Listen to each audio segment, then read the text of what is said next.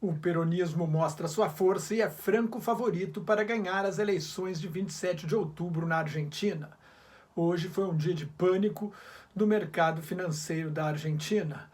O peso caiu a 60 por dólar, recorde histórico de baixa, e o índice Merval da Bolsa de Valores de Buenos Aires desabou em 38%. O Banco Central vendeu 100 milhões de dólares e aumentou a taxa básica de juros em 10 pontos percentuais, de 64% para 74% para defender a moeda, que subiu para 53 por dólar nos grandes negócios e para 58 pesos por dólar na venda ao público.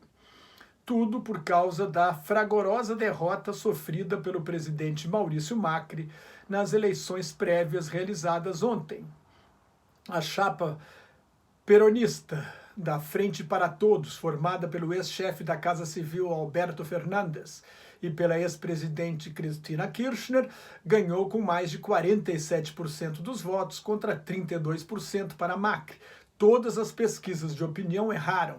Elas previam a vitória do kirchnerismo, mas com vantagens muito menores, de 0,5 a 8 pontos percentuais. Isso daria uma chance de vitória a Macri no segundo turno. Pela lei argentina, bastam 45% mais um voto válido para ganhar no primeiro turno, ou 40% e uma vantagem de 10 pontos percentuais sobre o segundo colocado. Como as intenções de voto não devem se alterar muito em 2 meses e meio, até o primeiro turno, em 27 de outubro, a vitória de Alberto Fernandes e Cristina Kirchner é dada como praticamente certa. O que isso explica o pânico do mercado.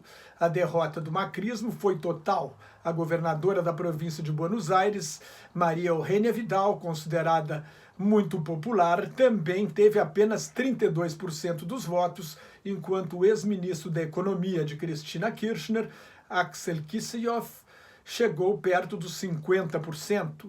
O kirchnerismo chegou ao poder em 2013, em meio à pior crise econômica da história recente da Argentina.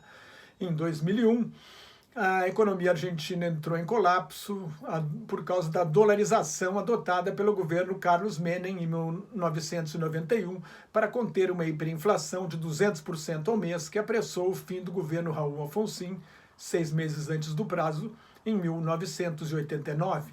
Com o colapso da dolarização, o presidente Fernando de la Rúa renunciou e 58% dos argentinos caíram abaixo da linha de pobreza, ficaram na miséria.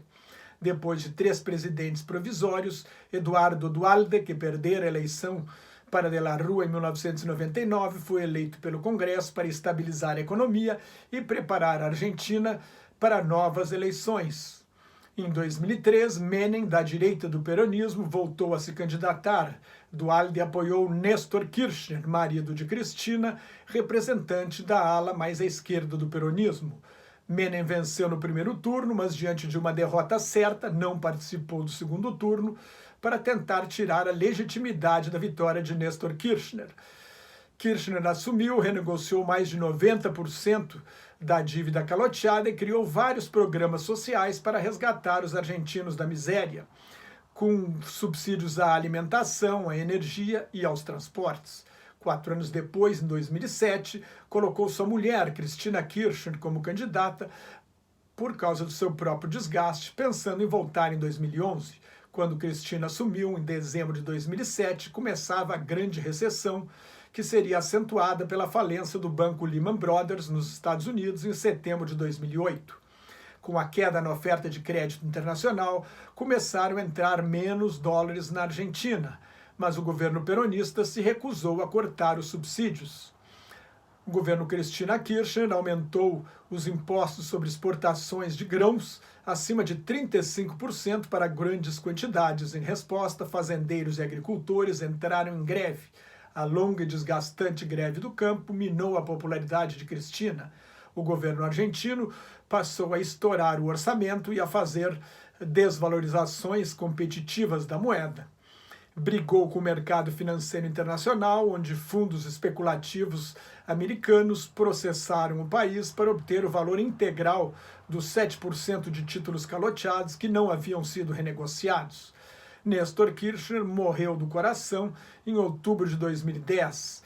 Cristina foi reeleita em 2011 e manteve suas políticas insustentáveis de aumento dos gastos públicos a pretexto de proteger a população mais pobre. A crise econômica permanente levou à derrota do kirchnerismo em 2015, quando Macri se elegeu com a promessa de colocar a economia em ordem e tornar a Argentina um país normal. O corte de subsídios à energia e aos transportes causou uma forte alta nos preços. Macri não adotou um liberalismo econômico radical e não conseguiu fazer o ajuste fiscal, nem conseguiu a prometida retomada do crescimento do emprego. Foi derrotado ontem por uma crise brutal. O desemprego passou de 10%, que não acontecia desde 2006. No ano passado, o governo Macri recorreu ao Fundo Monetário Internacional, o FMI, de triste memória para os argentinos, e tomou um empréstimo de 57 bilhões de dólares. A inflação ficou em 47,6%, a maior em 27 anos, e o produto interno bruto caiu 2,5%. No fim do primeiro trimestre deste ano, a queda do PIB era de 5,8%. Nos últimos 12 meses, a inflação chegou a 55,8% ao ano e a taxa básica de juros subiu para 64% ao ano. O peso argentino perdeu 51% do valor em relação ao dólar no ano passado e mais 14% no início deste ano. Depois teve uma leve recuperação na expectativa da reeleição de Macri. O pânico do mercado financeiro hoje reflete o temor de que, com uma vitória peronista, a Argentina não pague o FMI e perca mais uma vez o crédito no mercado financeiro internacional, o que afetaria a capacidade das empresas argentinas de tomar empréstimos em moedas fortes no exterior. Hoje, em visita ao Rio Grande do Sul, o presidente Jair Bolsonaro previu uma fuga em massa de argentinos para o Brasil, como está acontecendo com os venezuelanos em Roraima, se o que chamou de esquerdalha ganhar as eleições na Argentina. Este risco não existe, o peronismo não é o chavismo. Tem décadas de experiência na Argentina, e Macri, que já foi do peronismo de direita, é de centro-direita e não de extrema-direita como Bolsonaro ou o presidente dos Estados Unidos, Donald Trump. Mas outra vítima da vitória peronista pode ser o acordo de livre comércio da União Europeia com o Mercosul, que depende da aprovação dos parlamentos de todos os países participantes. A oposição peronista Macri, que tem forte apoio dos sindicatos e deve ser governo a partir de dezembro, já se pronunciou contra o acordo, considerado lesivo aos trabalhadores argentinos. Quanto a Bolsonaro, é melhor ficar calado. Quanto mais ele falar, mais ajuda a esquerda argentina. Mais notas e comentários sobre política internacional no meu blog Globalização em Crise, que está em nelsonfrancojobim.blogspot.com, no meu Twitter e no Facebook. Muito obrigado.